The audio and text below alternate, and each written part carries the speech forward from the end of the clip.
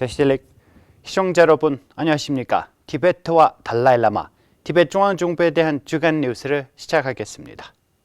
티베트의 정신적 지도자 달라이라마는 내총 사원의 장수기원 법회에 참석했습니다. 미국 종교자유위원회 보고서에서 티베트 내 중국의 종교 단합을 조명했습니다. 28개 유럽국에서 UN 인권이사회에서 티베트 문제를 제기했습니다. UN 인권이사회에서 яр롱창포강 댐 건설의 위험을 논의했습니다. 미국 미네소타주에서 달라이라마의 90세 생신 축하 행사를 개최했습니다. 인도의 학자들이 티베트의 안보 중요성을 강조했습니다. 런던 티베트 사무소가 웰스 의회와 웰스민스터 대학과 함께 회의를 가졌습니다. 브라질 티베트 사무소가 유럽 의회에서 티베트를 위한 하루라는 캠페인을 벌였습니다. 제네바 티베트 사무소가 스위스 티베트 의회 그룹과 회동을 가졌습니다.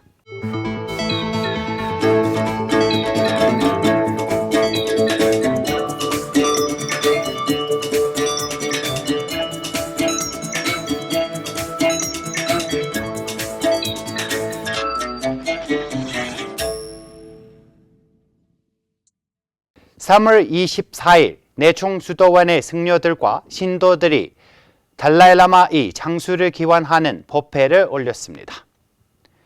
민툴링 수도원의 고친 rinpoche 주재로 송하의 관조 법당에서 열린 이 법회에서 내총 신탁을 자발적으로 무아 직경에 들어 송하에게 오래 사시기를 간청했습니다.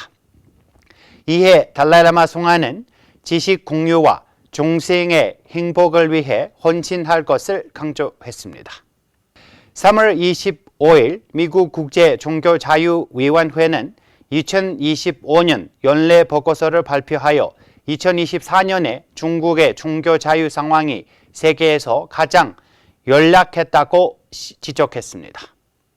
보고서는 잠도 지역에서의 심각한 종교 단합, 사찰 학교 폐쇄, 신규 승려 입문 금지, 기숙학교 강제 배입, 그리고 달라이라마 송하의 이름을 언급한 것만으로 2억 되는 사례 등을 기록했습니다.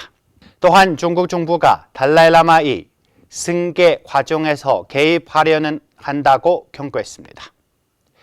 보고서는 초국적 단합 문제도 지적하여 2023년 샌프란시스코 방문 당시 중국 당국의 반대 활동가들의 가족을 협박하고 단합했다고 밝혔습니다.